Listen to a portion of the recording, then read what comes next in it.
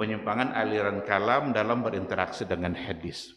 Aliran kalam itu belum ada pada masa Nabi, tapi aliran kalam itu muncul pada masa berikutnya, kira-kira di akhir abad kedua masuk abad ketiga itu sudah mulai bermunculan Khawarij, Murji'ah, Mu'tazilah. Nanti pada belakangan pada akhirnya muncul Asy'ariyah, Maturidiyah dan lain sebagainya. Kita ambil salah satu contoh persoalan takwil umpamanya. Persoalan takwil yang selalu menjadi perdebatan.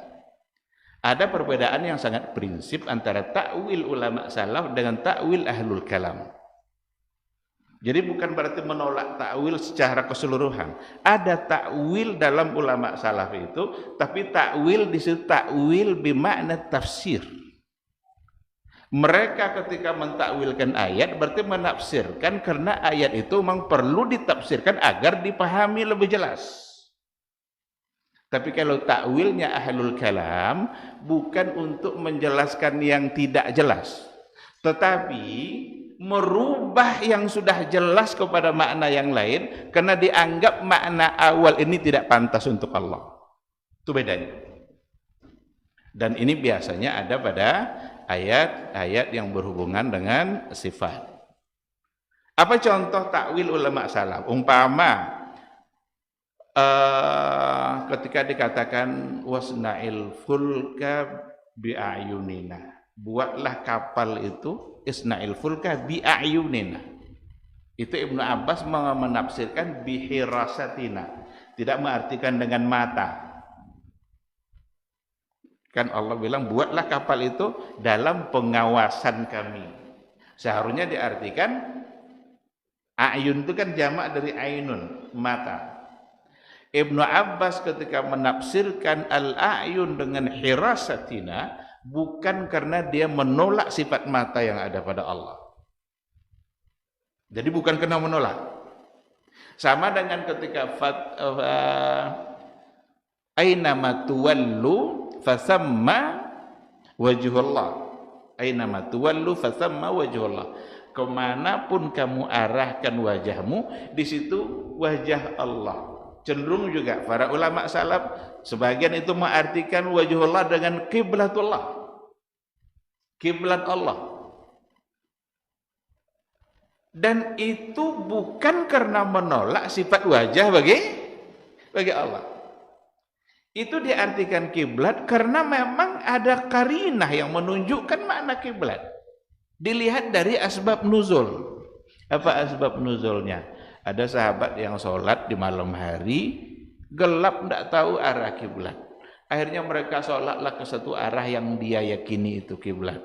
Setelah subuh baru dia tahu ternyata itu bukan kiblat. Datanglah dia menemui Nabi, ya Rasulullah, malam tadi kami mau sholat, kami anggap ini adalah kiblat, ternyata bukan. Turun ayat tadi. Ainama tuwallu, kemanapun kamu arahkan wajahmu, di situ wajhullah. Ada yang mengartikan kiblatullah. Ketika diartikan kiblat bukan karena menolak. Ini takwil ulama salaf. Tapi takwil ahlul kalam ketika mereka memaknai satu kata karena memang menolak makna asal karena tidak dianggap cocok untuk Allah. Apa contoh? Istawa yang ditakwilkan kepada istaula. Istawa Ar-Rahmanu 'alal 'arsy istawa. Ar-Rahman 'alal 'arsy istawa.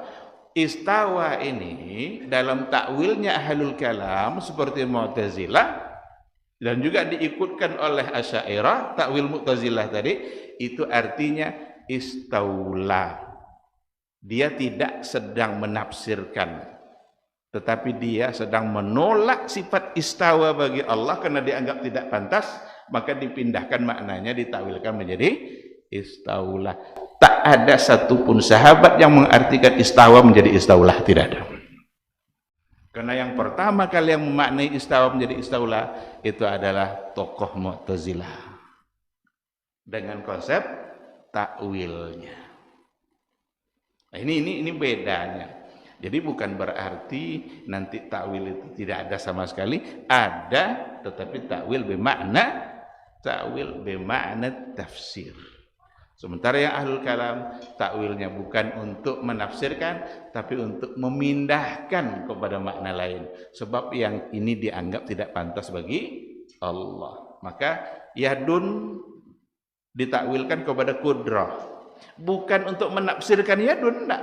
Karena dianggap yadun tidak pantas bagi Allah.